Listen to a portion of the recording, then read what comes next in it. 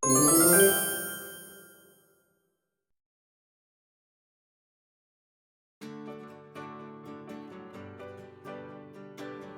多時我哋會發覺同學仔嘅書包都會過重，但係好多同學仔放學返屋企之後都只係將書包亂放。呢個時候家長可以點幫同學仔整理書包呢？首先，家長可以陪同學仔一齊檢查課表，確認需要帶嘅課本同埋文具，話俾佢哋知整理書包嘅重要性。